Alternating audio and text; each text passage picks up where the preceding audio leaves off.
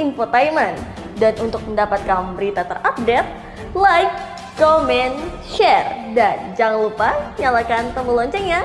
Tetap Drasis, rumor artis dan selebritis. Bukan gosip, tapi fakta. Bang, terkait katanya Ayu memiliki alat bukti baru. Mungkin apa sih yang disampaikan Ayu ke Abang?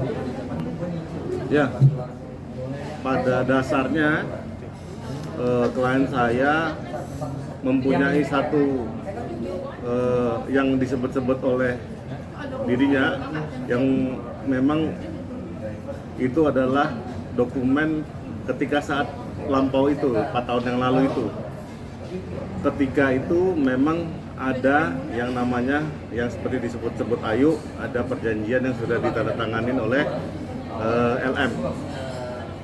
Tadi saya diperlihatkan tanda tangannya di atas materai. Memang kita belum bisa mengotentifikasi apakah betul itu tanda tangan LM, tapi tertulis nama di bawahnya LM. Itu terkait apa, Bang? Karena belum dipegang dokumennya, kemungkinan besar kata klien saya itu dokumen yang disebut-sebut olehnya. Terkait misalnya Permasalahan antara mereka berdua. LM dengan RK. Itu permasalahannya apa, mengenai anak kah atau memberikan kayak nafkah untuk anak atau gimana? Saya kurang 86 yang jelas matematikanya ketika klien saya menyampaikan sesuatu, sebuah pernyataan itu didasarkan oleh bukti yang ada. Berarti itu indikasinya sebuah perjanjian antara LM dengan RK ya?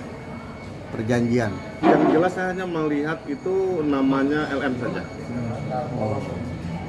Bang Her, kemarin pengacara Lisa bilang nih nggak ada Ayu itu nggak punya kapasitas atau apapun terkait konflik ini, Bang.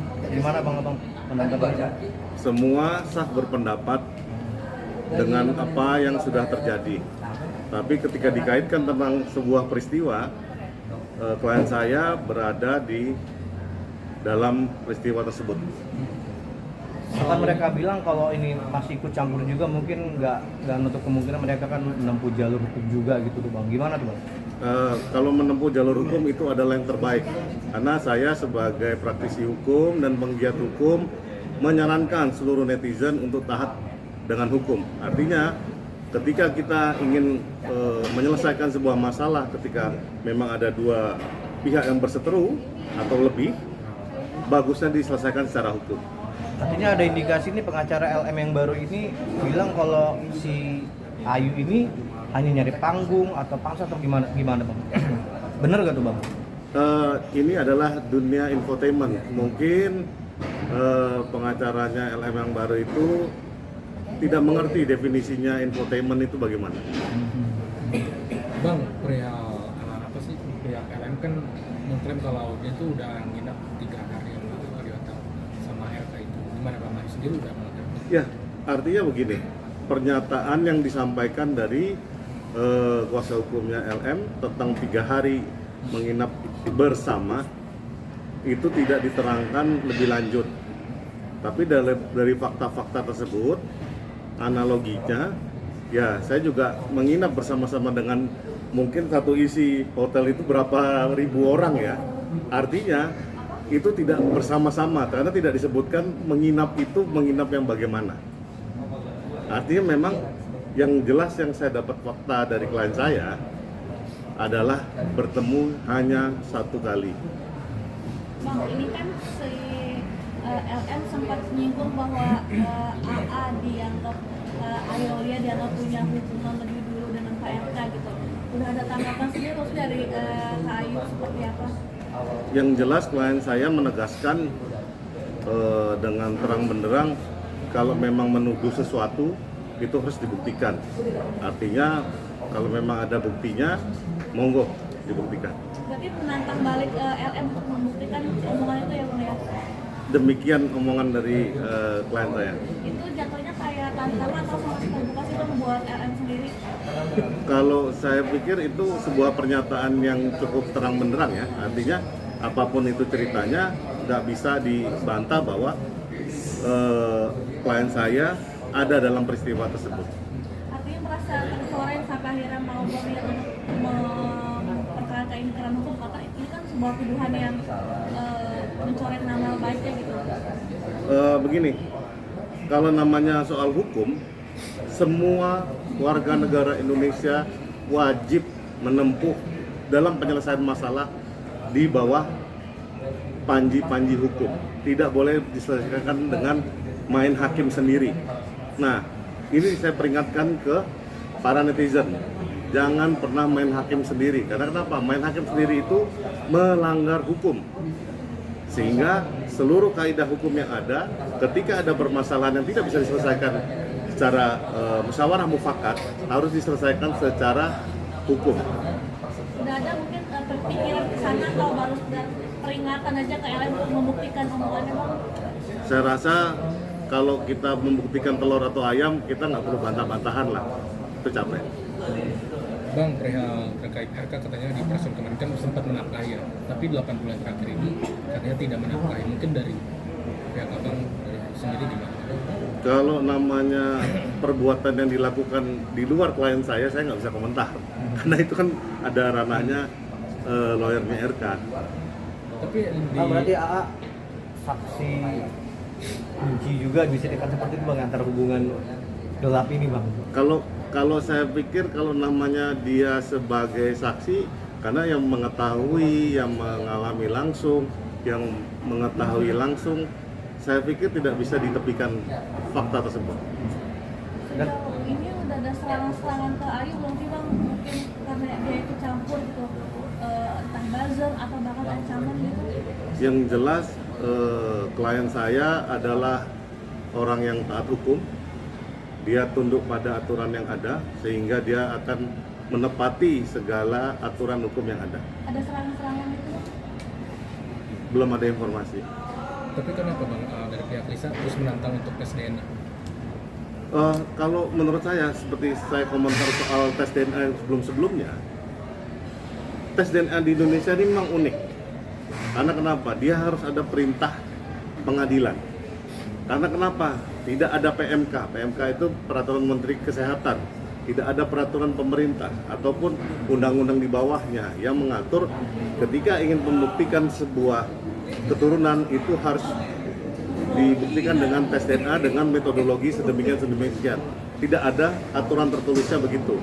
Yang ada adalah ketika dia ingin membuktikan bahwa memang ini adalah keturunannya, dia mengajukan ke majelis hakim atau ke minta penetapan ke hakim.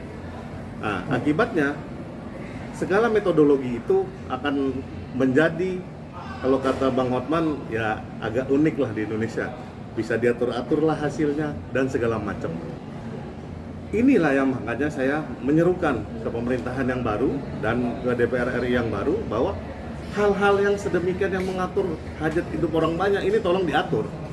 Karena kenapa?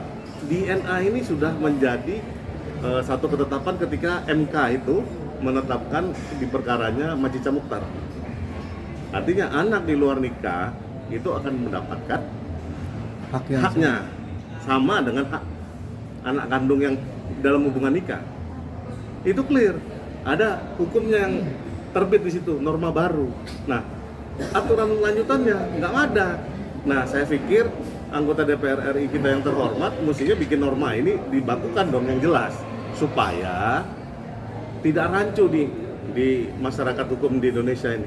Bang, tapi pada akhirnya kasusnya Macica Mukhtar sendiri Iqbal nggak dapat hak waris dari mobilnya karena dianggapnya tidak ada dalam ketentuan data. Itu juga berlaku juga? Nah, karena hukum Indonesia ada lagi aturan tambahannya, hal itu tidak berlaku surut. Nah, jadi kalau nggak berlaku untuk sebelumnya, ini yang sebetulnya menjadi sebuah dilematis di Indonesia. Hukum tumpang tindih, kayak balapan, kayak angkot, lihat itu di Bogor, berhentinya di mana, trayeknya kemana, nggak jelas. Artinya kepastian hukum di Indonesia itu mesti clear and clean. Karena tidak ada lagi cara lain di dunia, apalagi sudah dibuktikan ada gonjang-ganjing perang tarif sama Trump. Kepastian hukum Indonesia ini jadi taruhannya. Dia kalau tidak dibenahi, makin nggak karuan kita. Bang Her, kan AA juga kenal kedua belah pihak Bang ya. Tapi statement yang dia keluarkan ini lebih menguntungkan kemana Bang menurut Abang Bang? Ke LM atau ke RK Bang? Yang jelas permasalahan internal wajib diselesaikan musyawarah mufakat dulu. Ketika memang tidak bisa diselesaikan secara musyawarah mufakat, jalur hukum akan menjadi jawabannya. Tapi ingat, menang jadi arang, kalah jadi abu. Nggak, maksudnya niatnya AA sendiri berkomentar itu apa Bang menurut Abang Bang? Karena dia itu adalah bagian yang tidak terpisahkan dari sebuah peristiwa yang diceritakan oleh LM. Mau nggak mau, dia harus bercerita. Meluruskan. Enggak, dia harus bercerita saja. Dia mau cari panggung atau mau cari apa, this is infotainment, man. Wake up. Terkait AA yang mengatakan LM jualan kue apem tuh gimana Bang? Wah, itu tuduhan yang sangat-sangat luar biasa ya. Artinya begini, tidak bisa dibantah yang namanya kejadian tersebut tanpa ada asal muasalnya. Kita harus di backtrack historinya, dia siapa, asbabul nuzulnya gimana, apakah betul, apakah tidak betul. Kalau tidak betul, laporin aja klien saya, pusing amat.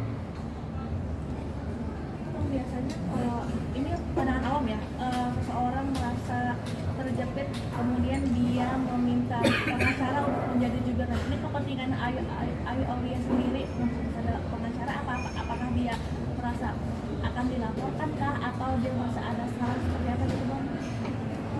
Ayu Aulia ini bukan kali pertama menunjuk saya.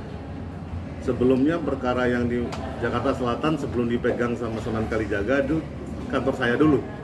Artinya begini, semua orang yang bermasalah itu berhak menunjuk kuasa hukumnya. Jangan main hakim sendiri. Artinya, para netizen yang budiman di rumah, kalau nggak tahu hukum, jangan main hakim sendiri. Tunjuk pengacara. Karena Anda itu nggak belajar hukum. Anda harus tanya yang ahli. Untuk jadi jubir Ayu untuk ngasih tahu ke netizen mungkin seperti apa urusannya seperti apa? Yang jelas, inilah edukasi soal hukum dan kepastian hukum di Indonesia. Perkara ini menarik karena ada DNA, ada yang isu namanya perselingkuhan, ada yang isu namanya perzinahan, ada yang isu yang namanya tadi jualan kue apem, ya kan? Seru ini. Inilah makanya edukasi terbaik yang ada di Indonesia adalah melalui media. Viral atau tidak viral, ini edukasi terbaik.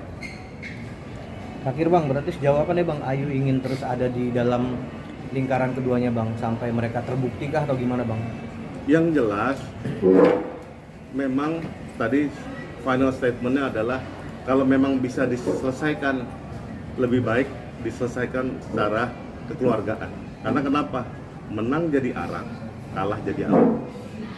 Sorry Bang, menyambung tadi yang soal tes DNA ya Bang. Kalau negara ini kan harus ada hukum dulu ya Bang, itu terlibat di situ kan ya. Dalam arti berarti di sini kan merugikan pasti pihak yang memang membutuhkan kepastian. Gitu. Dan Abang tadi bilang ada yang harus terlibatnya dari Kementerian Kesehatan ya. Bisa nggak Bang kira-kira untuk diubah seperti itu? Karena kalau seperti ini kan jadi membuat kerugian pasti sangat tinggi. Yang jelas inilah di Indonesia, sebuah kepastian itu jadi sebuah barang langka. Karena tumpang tindihnya peraturan-peraturan yang ada itu mengakibatkan ketidakpastian yang nyata. Nah, padahal di luar negeri sendiri tes DNA itu sudah clear. Karena teknologinya sudah ada, prosedurnya sudah clear, jadi swasta pun sudah bisa membuktikan anak siapa ini dengan tes DNA yang ada di luar negeri ya, dan diakui oleh pemerintah. Tapi di Indonesia, tunggu dulu. Nah, kata Bang Hotman jelas kan, tunggu dulu. negeri ini bisa diatur apa aja. Oke, itu rumit ya bang kalau gitu ya bang. Ya makanya kita harus membuka mata dan sadar bahwa sebetulnya separah inilah negeri kita. Oke, sip.